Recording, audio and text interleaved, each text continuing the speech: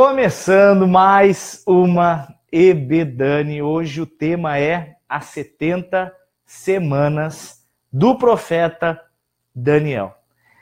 Eu sei que ele tem um nome bonito, isso eu tenho que admitir. O nome desse profeta é muito bonito. Inclusive ele me copiou, tá? Esse nome é meu, mas eu empresto para ele porque eu amo Daniel. Brincando, eu que vim depois dele. Hoje o tema será as 70 semanas de Daniel. É um texto profético, maravilhoso. Eu amo esse estudo. Eu particularmente, eu me converti através das profecias, a perfeição das profecias que me deixaram apaixonadas pela Bíblia. E hoje eu amo muito as Escrituras pela perfeição daquilo que foi profetizado. É algo que não pode ser humano, não é humano. E eu quero falar com vocês um pouquinho disso. Vamos começar? Tá todo mundo pronto? Já estou vendo que todo mundo entrou, já tem um punhado de comentário. Vamos, que o Senhor nos ajude em nome de Jesus. Deixa eu colocar aqui o vídeo para eu acompanhar. Amém e amém. Gente amada do Dani, a paz. Hoje o tema é as 70 semanas de Daniel. Vamos ler o texto? Deixa eu abrir aqui com vocês. Daniel, capítulo 9. Eu vou ler para vocês a partir do verso 21. O profeta Daniel, ele estava atribulado porque ele queria entender as profecias de Deus. Ele tinha escrito já sobre os animais de Nabucodonosor, a estátua de Nabucodonosor. Ele já tinha escrito sobre os animais que ele sonhou. Mas Daniel, ele ainda não estava com todas as respostas que ele queria, principalmente porque ele achava que já tinha dado o tempo do exílio, 70 anos do castigo, que é um assunto para outro vídeo. E ele começou a orar. Ele orou por 21 dias. Eu acho incrível essa insistência dele, essa disciplina. Ele ficou 21 dias orando, cara. 21 dias orando. Tem coisas que você ora 1, 2, 3 vezes, aí Deus não responde, você desiste. Quando, na verdade, você tem que insistir até Deus falar, nem que seja um não, mas insista, cara. Lembra do cego? Filho de Davi, tem misericórdia de mim. Mandavam ele calar a boca. Filho de Davi, tem misericórdia de mim. Continuavam mandando ele calar a boca. E ele não parou, não. Ele parou até... Ele insistiu até que Jesus falou para ele. Fala, filho, o que você quer que eu faça? Ele falou, quero ver. Então vai, seja feito conforme a tua fé. Daniel, ele sabia muito dessa necessidade de insistência. Se você abrir o livro de Hebreus no capítulo 10, a partir do verso 35, você vai ver que uma das características de quem crê é que quem crê é perseverante. Não desiste depois do primeiro obstáculo. Não faça isso. Se você desiste, o livro de Provérbios vai dizer para você que se você fraqueja no momento da luta, é que a sua fé é fraca. Então a gente tem que lutar de verdade, insistir até ouvir a voz de Deus. E Daniel fez isso. Só que o interessante é que veja bem o que o texto diz. Voltando aqui para Daniel, capítulo 9. Ele diz assim, verso 21. Estava eu ainda falando em minha oração e Gabriel, lembra do EBD número 4 sobre os anjos? Gabriel era um arcanjo. Estava eu ainda falando na minha oração quando Gabriel, que eu tinha visto na minha visão do princípio, uma outra que ele teve, se você quiser ler o livro de Daniel inteiro para você ver, veio voando rapidamente e me tocou a hora do sacrifício da tarde. E ele me instruiu e falou comigo dizendo, Daniel, venha que eu vou te fazer entender o sentido das suas orações. E olha que incrível, ele fala assim no verso 23, no princípio das suas súplicas saiu uma ordem e eu vim para te declarar, porque você é muito amado. Considera, pois, as palavras e entenda a visão. Olha que lindo, gente.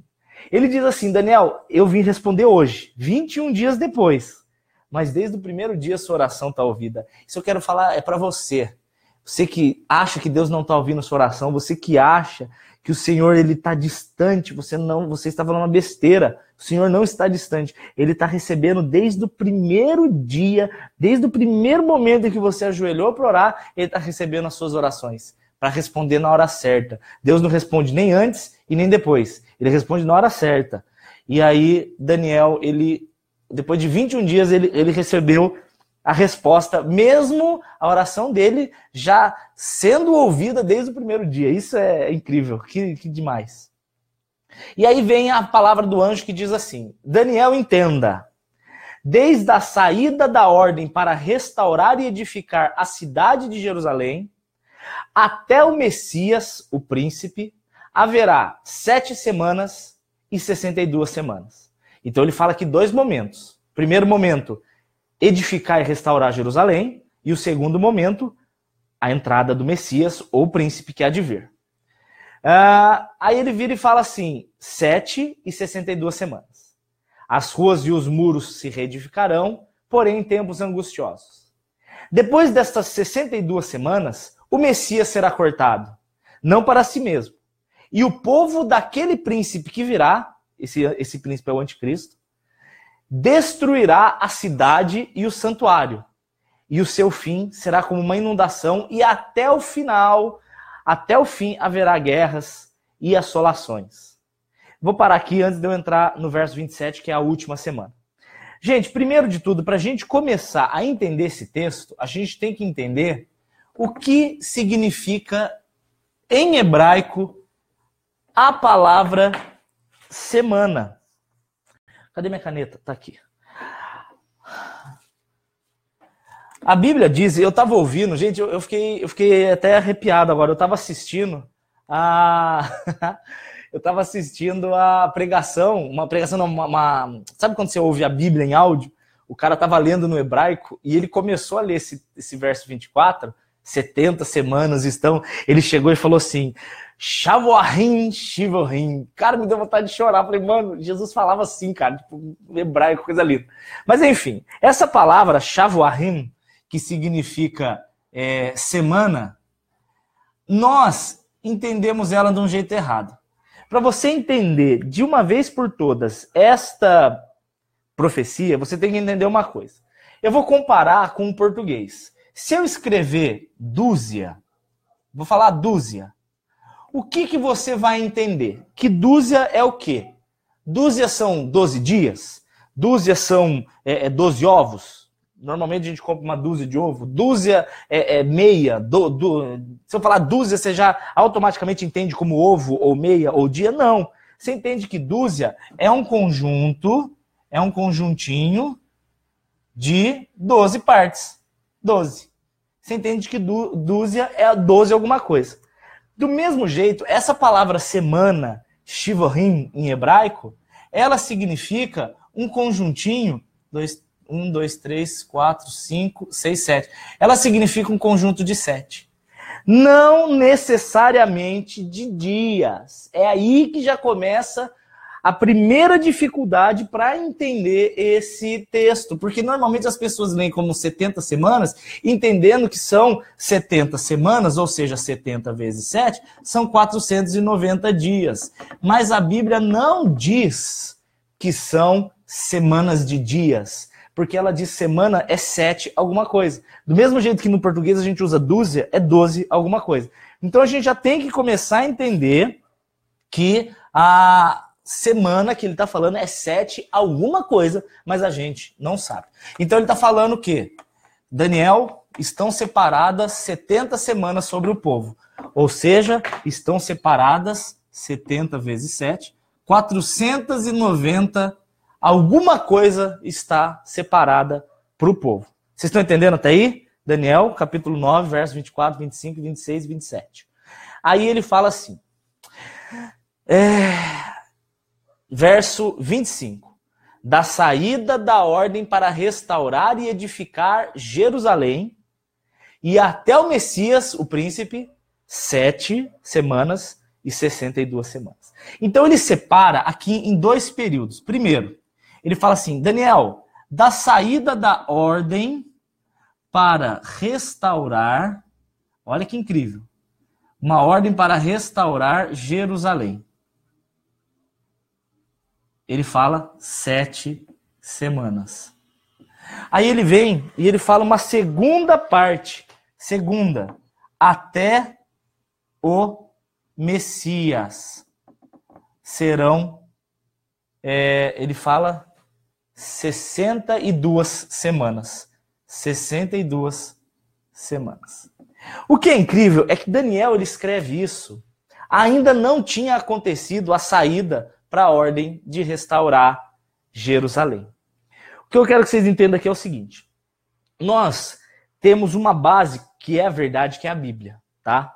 Hoje a gente diz que está no ano 2018, mas não necessariamente, tá? Entenda bem.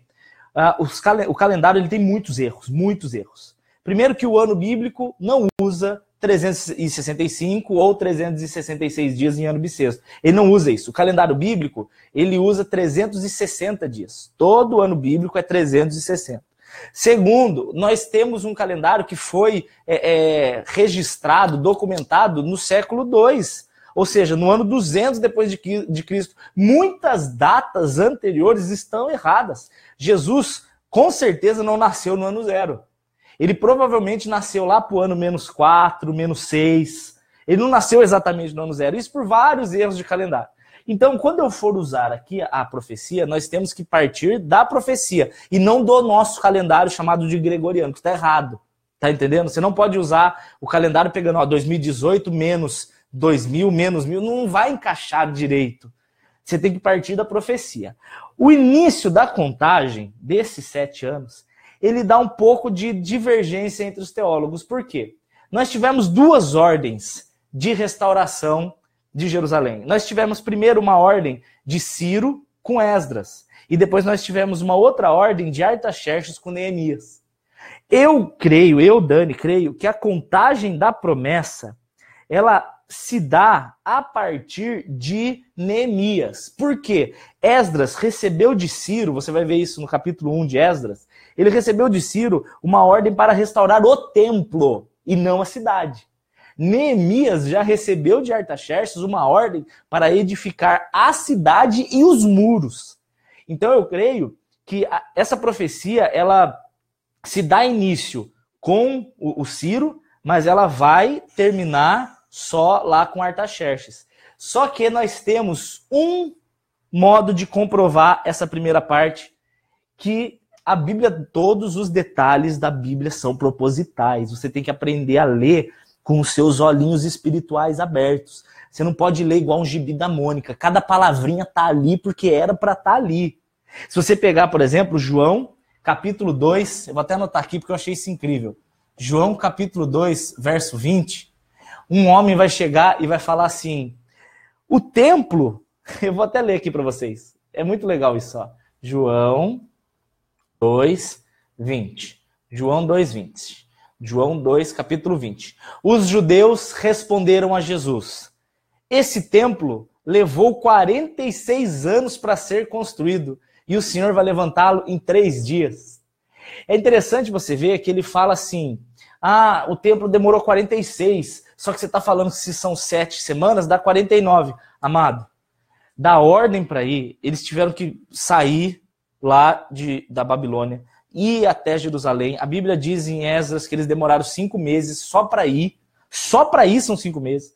Aí chega lá, ainda tem que juntar gente, juntar recursos para começar a construir. Ele demorou 46 anos para ser terminado o templo. E depois Neemias demora menos de 1 ano para terminar os muros. Se você somar o tempo que demorou o templo para ser construído, mais o tempo que Neemias demorou para construir os muros e a cidade, você vai ver que a ordem para restaurar Jerusalém demorou exatamente 7 semanas. 7 vezes 7 dá 49 anos. Isso é incrível. A ordem de Ciro para reconstruir o templo, mais a ordem de Artaxerxes para reconstruir os muros. Aqui o profeta Esdras e aqui o Neemias. Você já vê então que a Bíblia ela acerta a primeira parte. Primeira parte da ordem de restaurar Jerusalém demorou 49 anos, somando o templo com Esdras, mais os muros e o resto da cidade com Neemias. O incrível é que se você parar aqui, você para no ano em que... Aí que está o problema. Se eu for te dar o ano exato que terminou a construção do templo, eu não vou conseguir. Porque não tem um consenso entre os historiadores. Ninguém sabe exatamente o ano em que terminou a construção do templo. Mas uma coisa eu sei, profeticamente, a partir do princípio de que a Bíblia não erra, eu posso dizer que até Jesus vir no ano 33, passaram-se 62 semanas. Isso que é o incrível. Veja bem, 62 semanas são 62 vezes 7. 62 semanas. 62 vezes 7 dá 434 anos. Ou seja, o templo ficou pronto mais ou menos no ano 490, é isso? 434 menos 33, 431. 431. Enfim, eu sou burro de matemática. Mas, olha só, então da ordem para restaurar, passaram-se 49 anos. Depois, da Jerusalém reconstruída, até chegar Jesus entrando. Lembra de Zacarias capítulo 9? Zacarias 9. Diz que Jesus ele entrou montado num jumentinho. Ele entra por Jerusalém. Essa entrada de Jesus, no dia que Jesus está entrando, ela se dá 434 anos depois da reconstrução do templo. Então aqui eu tenho 49 e aqui eu tenho os 434 anos. Esses 49, 7 semanas, e esses daqui, 62 semanas. 62 vezes 7 e 7 vezes 7. O incrível, cara, é que a Bíblia, ela não erra coisas assim que fazem muitos anos que ainda não aconteceram. Da ordem da reconstrução até Jerusalém ficar pronta, deu os 49 anos que Daniel profetizou muito antes de acontecer. E isso está documentado, então eu não posso errar. Aqui, quando terminou o templo, eu vou aproximar muito as datas, tá? No ano 400, mais ou menos, passam-se 434 anos, mais ou menos, tá, gente? Porque, olha, de novo, datas, comparar a data de calendário gregoriano com as datas bíblicas são muito difíceis, é muito difícil, porque o calendário gregoriano está todo errado. Nós não estamos no ano 2018, né? Mas, enfim, vamos para a profecia. Quando Jesus ele entra, ele cumpre o final da segunda parte da profecia de Daniel 9:25. Então nós temos a primeira parte, Daniel ouvindo de Gabriel. Daniel, vão ser 2 períodos. Primeiro, a reconstrução, que durará 7 semanas. Segundo, da reconstrução até a entrada do Messias, serão mais 62 semanas. Esse período, nós já temos aqui um total de 69 semanas. As 7 da reconstrução, mais as 62 da entrada do Messias. Das 69 semanas. Só que ele tinha dito que eram 70 semanas que estavam profetizadas sobre o povo. Aqui está mais um detalhe. Essa profecia não é para a igreja. Essa profecia é para o povo de Israel, é o povo judeu.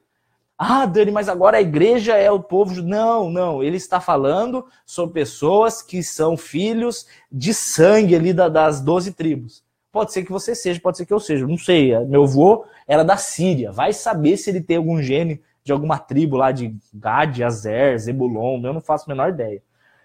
Porém, nós sabemos de uma coisa. Está faltando uma semana. Gente, até aqui vocês estão entendendo? Deixa eu ver os comentários aqui para eu ver se vocês estão entendendo tudo o que eu estou falando. Eu acho que vocês estão entendendo. Gente, aproveita já, compartilha esse vídeo, curte. Eu gosto de ver o coraçãozinho pulando, é bonitinho. Que eu vou entrar agora para a última parte da última semana. Minha mulher passando com um prato de sopa na mão. Não apareceu que não, mas foi engraçado você passando com a sopa na mão. Ai, que bom. Então vamos para a última parte da profecia, que é a terceira parte, que é a última semana. Essa última semana. Deixa eu apagar aqui, para que a gente leia e converse junto disso. Volta para Daniel capítulo 9. Ele diz assim, verso 26. Depois dessas 62 semanas, deixa eu deixar uma linha do tempo aqui, que eu acho que vai ficar mais fácil para vocês. Então aqui tá a linha do tempo, né? Aqui está a ordem para reconstruir Jerusalém, que é a primeira parte. Aqui está o término do templo e da cidade, do templo mais da cidade, com Esdras e Neemias. Aqui dá, deixa eu pôr em outra cor para ficar mais bonitinho. Aqui dá 49 anos, ou 7 semanas. Do término do templo da cidade até Jesus, quando ele entra em Jerusalém, como diz Zacarias 9:9, ele entra no chamado Domingo de Aleluia, lá o Domingo das Palmeiras. Isso aqui dá 434 anos, que é 7 vezes 62 semanas. Agora, nós estamos com um problema. Onde está a última semana? Última semana, que são 7 anos. Onde está essa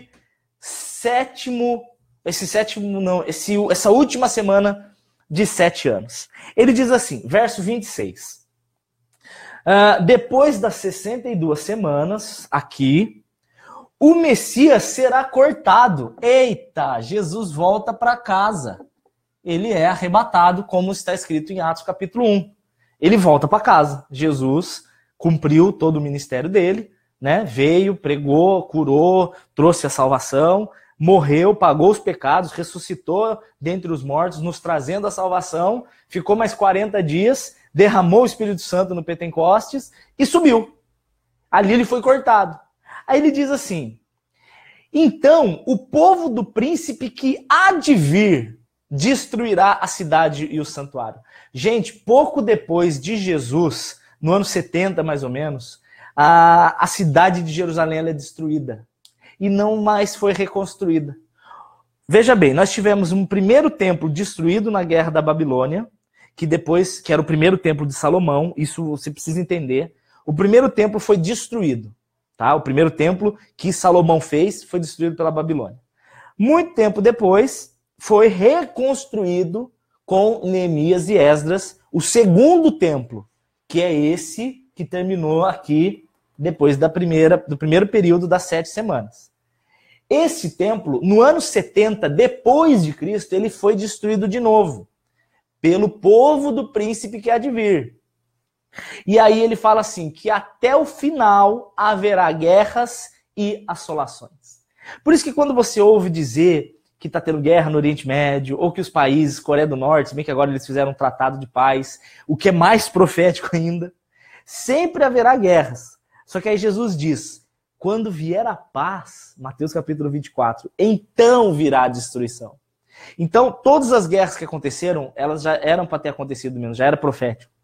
E a paz que virá, ela virá, é uma aparente paz, porque ela estará debaixo da bandeira de um homem chamado Anticristo. Agora é a parte mais louca, porque é o período da última semana que eu quero deixar aqui registrado para vocês. Essa aqui é a última semana. Eu, de verdade, não quero entrar em discussão teológica. Eu tenho preguiça total de discussão teológica. Eu vou falar uma coisa aqui que muita gente vai discordar. Mas, amado, eu de verdade não vou discutir com você. Você pode postar à vontade, o pessoal pode ler e ler, mas eu não vou discutir. Eu creio que, assim como os primeiros 400 e... Quanto que dá isso aqui? 49 mais 34, 483. Esse período aqui dá um total de 483 anos. Faltando só os últimos 7 para dar 490. Que são as 70 semanas, né? Se esses 483 anos foi para judeu, por que a igreja tem que passar por esses últimos 7? Não faz sentido. Se é sobre o povo de Israel, quem tem que passar os últimos 7 é o povo de Israel. Isso é mais uma prova, para mim, tá ok, eu sei que você pode pensar o contrário, isso não interessa, se você crê no Jesus, a gente vai no mesmo lugar, que a igreja não passa por essa última semana. Ou seja, os 7 últimos anos. Não faz sentido a igreja passar. Se eu fui liberto da ira, se eu fui liberto do pecado, por que eu vou passar por esses 7 últimos anos? Mas enfim, eu creio que aqui, esse início dá o que acontece aqui de que evento? O anticristo. Ele surge. Não que ele nasce, não que ele faça 18 anos, não é nada disso. O anticristo, o início da última semana se dá com o anticristo. Isso está escrito em Daniel capítulo 9. Olha só, ele fala assim, agora eu vou ler inteiro. Verso 27. Este príncipe que há de vir firmará uma aliança com muitos por uma semana. Olha aí. E na metade dessa semana, aqui na metade, ele fará cessar os sacrifícios e as ofertas. E sobre as asas das abominações virá o assolador. Isso até a consumação, que é o que está determinado de ser derramado sobre o assolador. Então isso, gente, para vocês entenderem, ele está mostrando aqui os 7 últimos anos que são descritos no livro de Apocalipse. O livro de Apocalipse, a partir do capítulo 4, principalmente, ele começa a mostrar, do capítulo 4 até o capítulo 22, até o capítulo 20, porque da partir do 20 é o reino milenar. Do capítulo 4 até o capítulo 20 de Apocalipse, mais ou menos, é uma descrição detalhada dessa última semana, porque Daniel fala dela em um versículo só. É só o último versículo de Apocalipse capítulo 9. Desculpa, só o último versículo de Daniel 9, ele fala dessa semana, mas o Apocalipse usa pelo menos 19 capítulos para explicar o que acontece aqui. Por isso que eu não vou conseguir em uma hora contar tudo para vocês. Eu estou falando super resumido. Mas o que acontece vai ter essa última semana. Vai ter um cara chamado Anticristo. Vai ter um período de 3 anos e meio de paz e vai ter um período de 3 anos e meio de demônio solto, open bar do capeta. Aqui nesse período, aqui a gente chama de tribulação e aqui é a grande tribulação. O interessante é que se você for ler a grande tribulação, ela diz que o pavor dos homens é tão grande que eles vão se colocar debaixo do monte e falar para o monte, cai na nossa cabeça. E a morte vai fugir deles, de tão pavoroso que é. Eu creio, Dani, pegando como base Zacarias capítulo 12, 13 e 14, que nesse períodozinho final aqui, a Bíblia diz que Deus derramará o Espírito sobre os habitantes de Jerusalém, os filhos de Davi. Ele deixa claro que é habitante de Jerusalém e filho de Davi. Leia Zacarias capítulo 12, da metade do capítulo em diante. Se eu for fazer uma EBD só sobre o Apocalipse, eu vou ter que fazer acho que umas 10 de 2 horas cada uma. Eu não estou com vontade de fazer isso, eu não vou fazer isso. Eu só estou dando uma pincelada para estimular o seu neurônio a ir ler. Você vai ler aqui, por exemplo, em Apocalipse 11, é a metade da semana. Em Apocalipse 11 mostra as 2 testemunhas. Alguns dizem que é Elias e Moisés. Eu creio que pode ser Elias, mas eu não creio que é Moisés não, porque Moisés já morreu. E a Bíblia diz em Hebreus 9, 27 que ao homem é dado o direito de morrer uma só vez, vindo então o juízo. Então eu não creio que é Moisés ali como uma testemunha, senão ele teria que morrer 2 vezes, aí a Bíblia se torna mentirosa. Mas Elias pode ser, porque Elias foi arrebatado. Tem gente que diz, Elias e Enoque, porque foram os 2 únicos que não morreram. Pode ser, realmente faz sentido. Porque a Bíblia diz que foram 2 arrebatados, Elias e Enoque, fala de 2 testemunhas. Pode ser o Elias e Enoque para eles morrerem. Fala que aqui na metade vai morrer. E aqui nessa metade é interessante, porque aqui o mundo vê quem que o anticristo é. Lê Apocalipse capítulo 11. E aí, por isso que quando ele é, entre aspas, desmascarado, a Bíblia diz isso em Daniel 9, 27 e no Apocalipse 11, que quando o anticristo for, entre aspas, desmascarado, aí entra o período da grande tribulação, onde ele mostra que ele é a personificação do capeta aqui na terra mesmo. Só que você não vê a Bíblia falando de igreja nesse período. Você não vê a Bíblia falando de salvos. Você vê, sim, a Bíblia falando de judeus. A Bíblia falando de gente em Jerusalém. Mas não necessariamente da igreja. Por quê? Porque eu creio que a igreja já foi embora. Você está entendendo? Essa é a loucura. Então, só para resumir, a última semana ainda não aconteceu de Daniel. A última semana é o Apocalipse. A última semana começa com o governo do anticristo, a reconstrução do 3º templo. Ele vai reinar no 3º templo. Quais são os sinais, Dani, de que a gente já está perto desse período? Primeiro, Jerusalém já está reconstruída.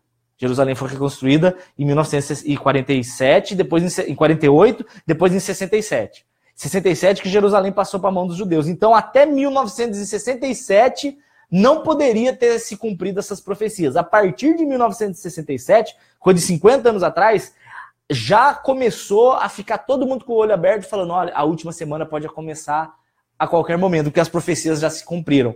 A última profecia, ó, a Bíblia tem 740, velho. A última profecia que falta é Jesus voltar sobre Jerusalém e todo o apocalipse que acontece ali, né? Mas não tem mais nada para acontecer, porque já se cumpriram as profecias. Então a gente só está esperando o anticristo surgir. Mas eu creio que no momento que isso acontecer, a igreja vai para a glória. Mas não é o assunto de hoje, só para vocês entenderem. Na metade da semana, o anticristo se revela. Na outra metade é o inferno aqui na terra. E aqui no final, o próprio texto de Zacarias, capítulo 12, vai mostrar Jesus descendo e pisando sobre a terra. E o Monte das Oliveiras racha no meio. E aí vem a destruição de 2 Pedro 3, pelo fogo, a batalha do Armagedon, onde Jesus vai destruir a terra. Deus mesmo destrói a terra pelo fogo. E aí depois é paraíso, trono branco, julgamento final e etc. Só um detalhe que eu quero mostrar para vocês. Não existe julgamento de crente, tá? Tem muita gente que tem um pensamento bem tonto, dizendo que ai, Dani, eu morro de medo de chegar no dia do juízo, do trono branco, que a gente chama, né? Que o trono branco, ele é depois de tudo. Depois dos 7 anos, ainda tem o milênio, que eu não quero falar hoje de milênio, porque senão eu vou demorar muito. Depois do milênio tem o trono branco. A Bíblia diz disso em 2 Coríntios 5, por exemplo, do julgamento das obras boas e ruins. Aí tem gente que fala assim, ai, Dani, eu tenho medo de chegar no julgamento do trono branco e Deus expor os meus pecados. Veja bem, amado, se você morreu em Cristo, o seu julgamento já aconteceu na cruz. Nesse último dia, você só vai receber o seu julgamento das boas obras. Você vai receber, como a Bíblia chama, de galardão.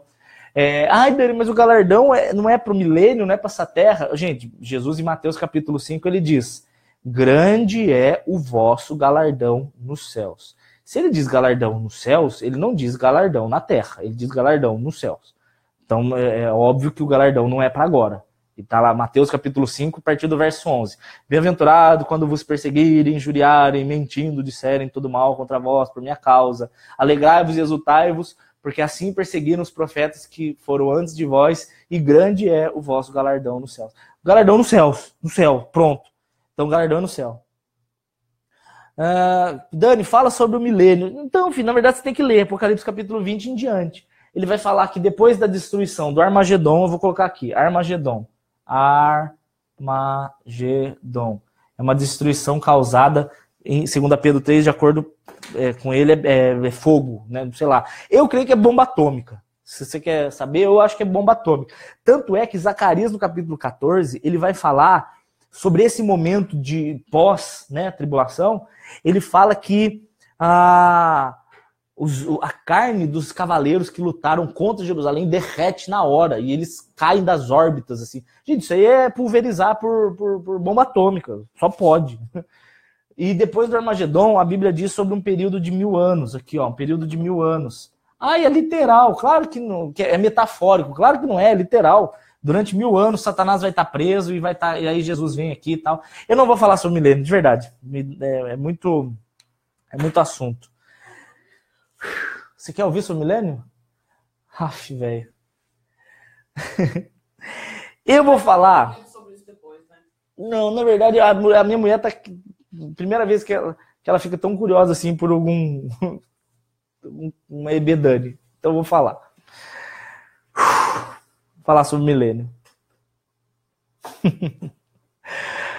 A Bíblia diz, eu vou abrir aqui para vocês, meu Deus, eu não queria entrar em Apocalipse, já era, tô ferrado. Apocalipse capítulo 20. Deixa eu achar aqui. Não, é 21. Apocalipse 21. Não, é 20 mesmo. Ô Jesus, onde é que tá? Ai, que saudade da minha Bíblia, ficou lá no carro. Não, é o 20 mesmo, desculpa. Apocalipse 20. Eu vi um anjo descer do céu, ele tinha a chave do abismo e uma grande cadeia na sua mão. E ele prendeu o dragão, a antiga serpente, que é o diabo, Satanás, e amarrou-o por 1000 anos.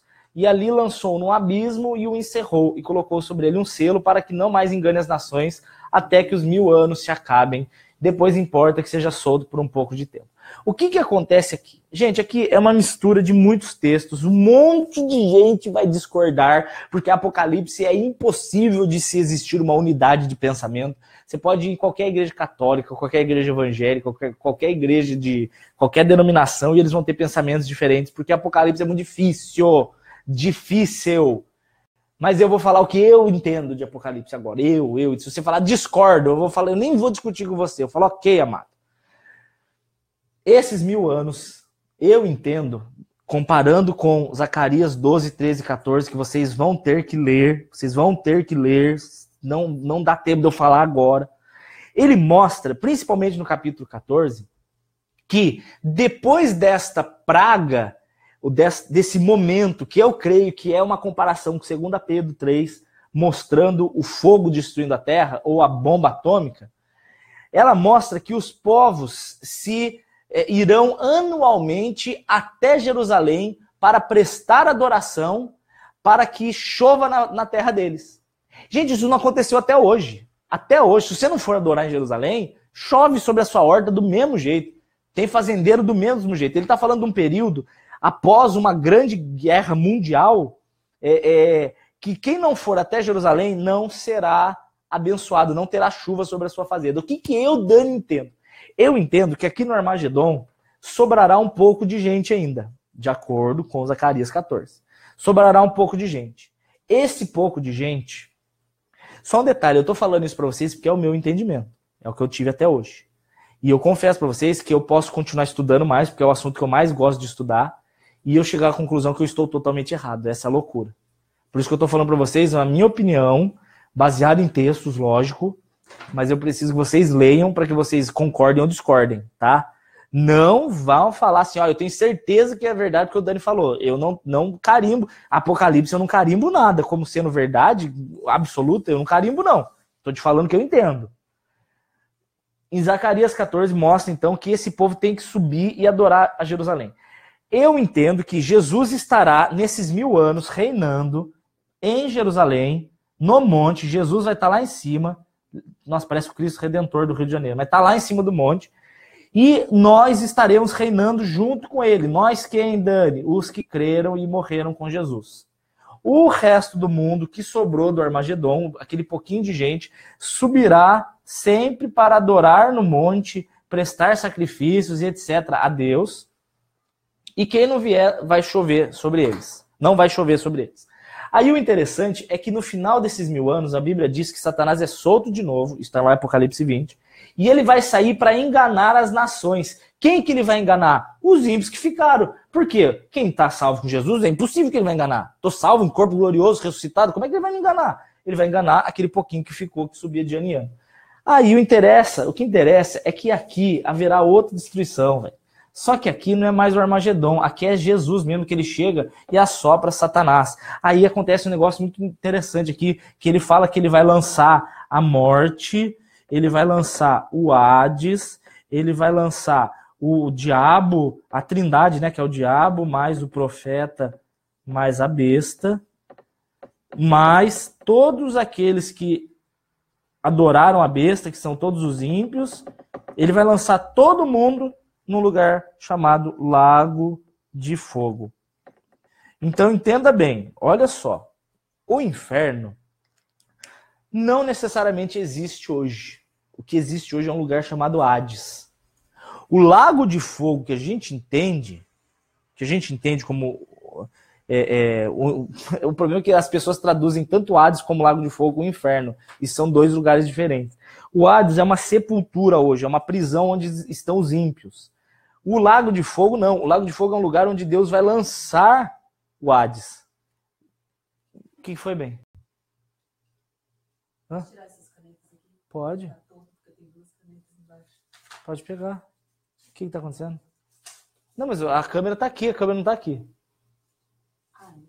Então, tudo bem. Te amo, bem. A morte, o Hades, o diabo, o profeta e a besta e os ímpios foram lançados no Lago de Fogo.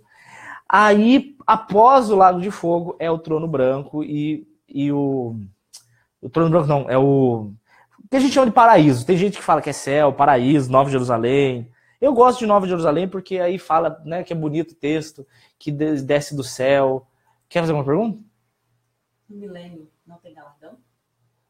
A Bíblia fala que o galardão é nos céus. Por Mateus 5, eu não tenho como falar que no galardão tem.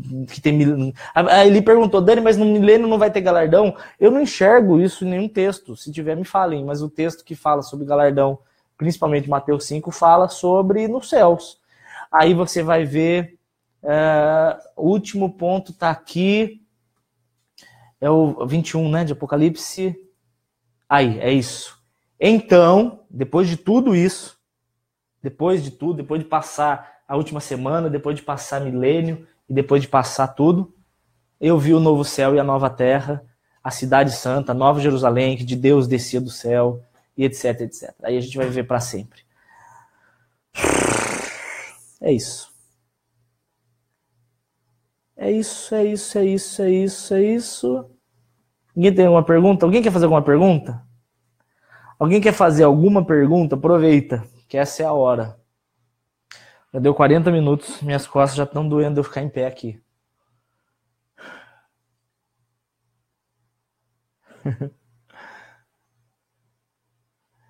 Aí.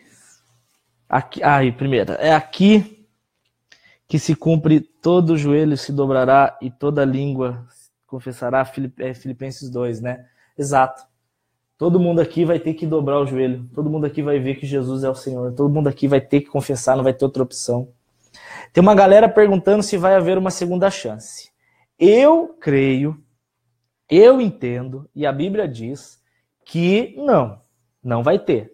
O que parece ter, de novo, em Zacarias 12, é pros habitantes de Jerusalém, os judeus que ainda estiverem ali. Deus vai derramar o Espírito Santo neles.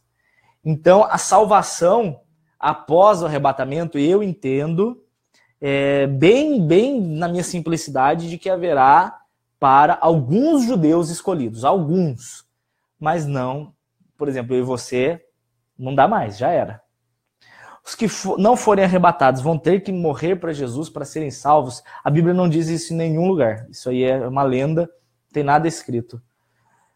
É verdade que no céu uns entrarão na Nova Jerusalém e outros não? Cara, isso é coisa de testemunho de Jeová, velho.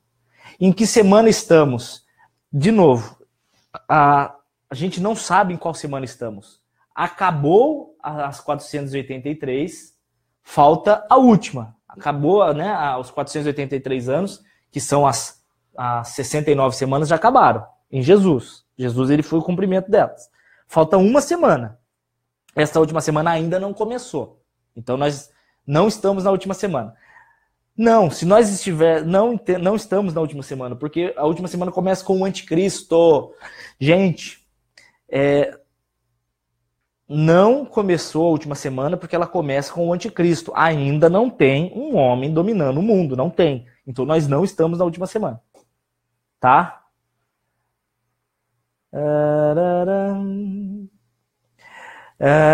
Dani, então eu não vou ter chance de ser salvo nem se eu morrer por Jesus depois? Não, filho, não vai. Você tem que crer agora. O dia para crer é hoje. Para de deixar para amanhã, essa é coisa de brasileiro. Hoje é o dia de você crer. Hoje é o dia de você confessar os seus pecados. Hoje é o dia de você receber Jesus como seu Senhor. Não dá para deixar para amanhã. E os que se desviaram e não quiseram mais saber de Jesus? Ô Nelma, então, a Bíblia ela diz que existe dois tipos de pessoas. As que se desviaram, como filhos pródigos, e esses confessam o pecado e voltam tranquilamente. E a Bíblia diz de um outro caso, Hebreus capítulo 6, ou 2 Pedro capítulo 2, verso 20, ou Ezequiel 18, 24. São textos que falam de um cara chamado apóstata. Quem que é o apóstata? É o cara que afasta de Jesus e não quer saber mais. Ele se torna inimigo, mesmo tendo conhecido a Deus. Eu não creio, e a Bíblia diz que é possível sim uma pessoa conhecer Jesus de verdade e afastar. É possível. Se ela afastar e voltar, ela é desviada. Se ela afastar e nunca mais voltar, ela é apóstata. O desviado tem chance. O apóstata não tem mais como ser salvo. Ele nunca mais será salvo. É isso.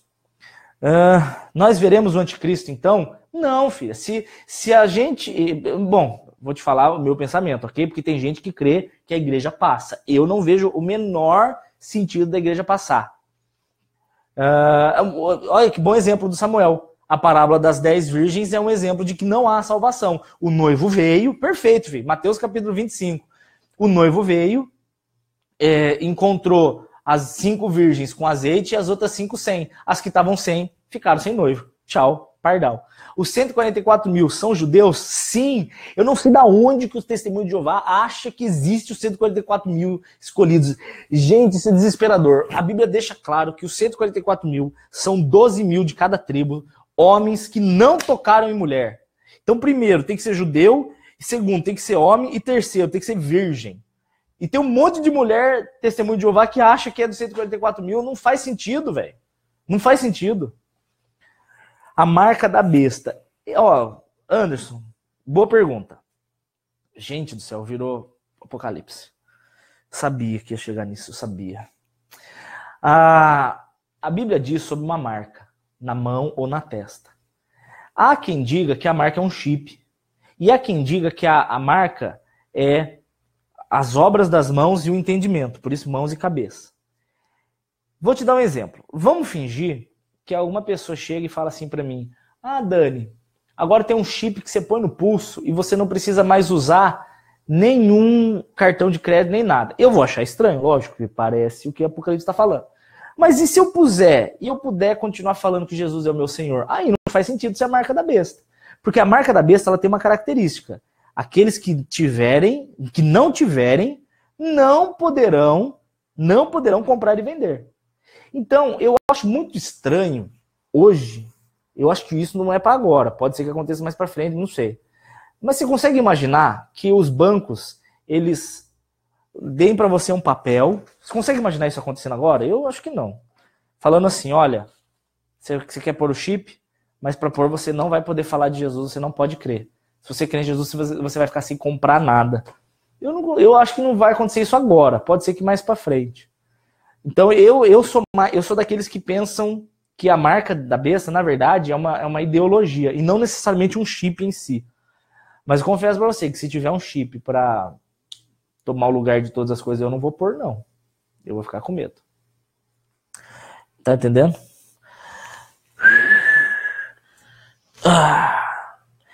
Essa paz entre as Coreias é um grande sinal? Claro que é. Mateus 24. Na minha opinião, a marca da besta é uma tatuagem. Eu acho que não é tão simples assim, não. Mais alguma pergunta, gente? Vocês já curtiram e compartilharam esse vídeo? Não tô vendo. Então, cadê o curtidinha? Cadê o coração?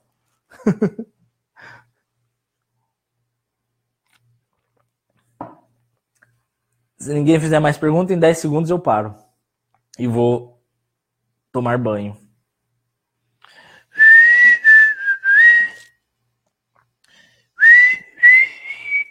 É isso, então tá bom.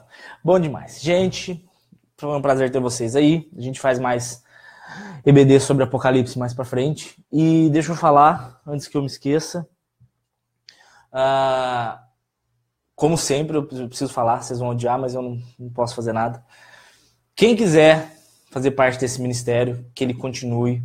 Se quiser, você que assiste os vídeos, você que participa dos EBDs, você que aprende, você que é abençoado, nada mais justo do que abençoar de volta, né? Esse ministério meu e dele não tem ajuda de igreja nenhuma, a gente depende do povo da internet mesmo. Então, manda um e-mail para mim, daniel.saad@uol.com.br daniel.saad@uol.com.br. Não fica pensando assim, Dani, mas tem gente que ajuda, então não precisa de mim. Não tem, velho, muito pouco, preciso de você sim. Amém? Era isso que eu tinha para falar. Já foram 50 minutos de Apocalipse. Vamos para cima. Que o Senhor nos acompanhe. Amo vocês e Jesus ama mais ainda. Tchau.